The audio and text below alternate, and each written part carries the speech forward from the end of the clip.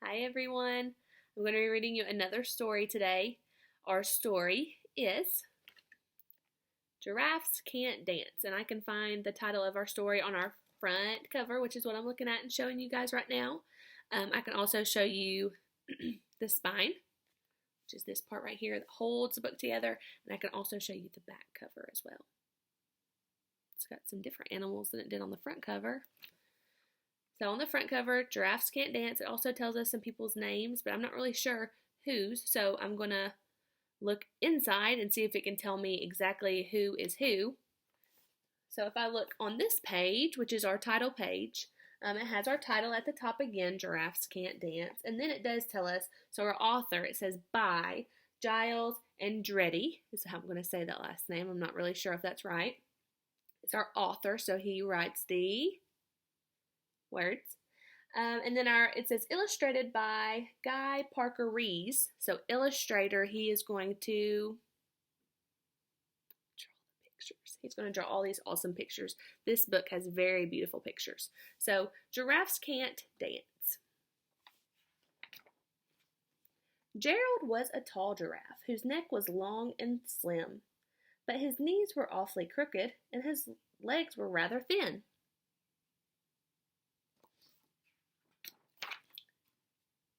He was very good at standing still and munching shoots off the trees. But when he tried to run around, he buckled at the knees.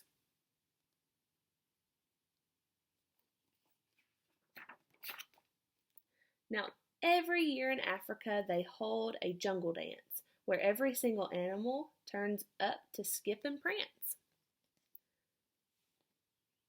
And this year, when the day arrived, poor Gerald felt so sad because when it came to dancing, he was really very bad.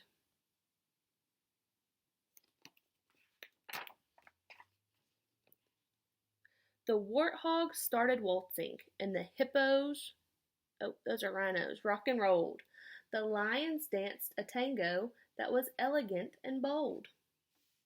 So there's the warthogs, the rhinos, not the hippos, and the lions.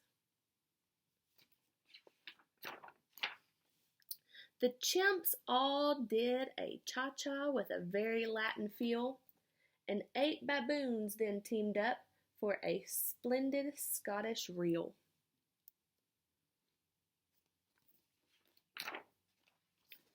Gerald swallowed bravely as he walked towards the floor, but the lions saw him coming, and they soon began to roar.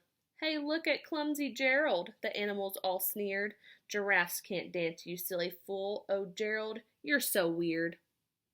So they're not being very nice. Gerald simply froze up. He was rooted to the spot. "They're right," he thought. "I'm useless. Oh, I feel like such a clot." So he crept up from the dance floor and started walking home. He never felt so sad before, so sad and so alone.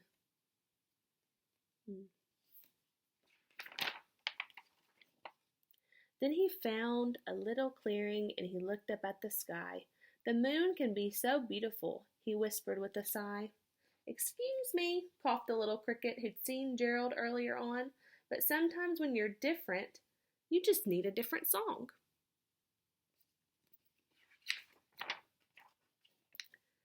Listen to the swaying grass and listen to the trees. To me, the sweetest music is those branches in the breeze. So imagine that the lovely moon is playing just for you. Everything makes music if you really want it to.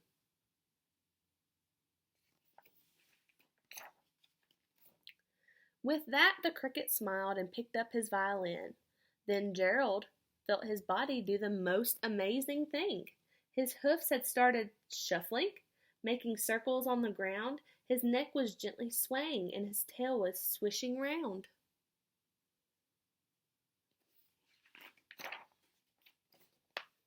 He threw his arms out sideways and he swung them everywhere.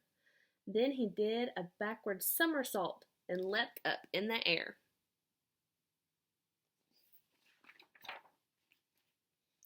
Gerald felt so wonderful. His mouth was open wide. I'm dancing. Yes, I'm dancing.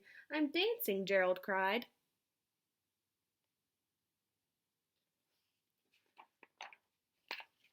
Then one by one each animal who had been there at the dance arrived while Gerald boogied on and watched him quite entranced. They shouted, "It's a miracle! We must be in a dream. Gerald's the best dancer that we've ever seen."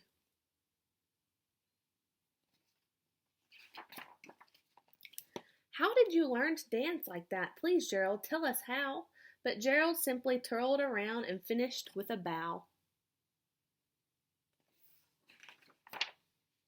Then he raised his head up and looked up at the moon and stars above. "We all can dance," he said, "when we find music that we love." And that's the end. So I hope you like that story. I think it's really sweet. It tells you that you should be nice to everyone because not everybody's the same. But whenever we find something that we love, something that you can think of it as something that you do that you love, one of your favorite sports that you play or what you want to be when you grow up, find something that you love and you can do it. It might not look exactly like what everybody else does, but not everybody's the same and we know that. So I hope you like this story and I'll see you on the next one. Bye.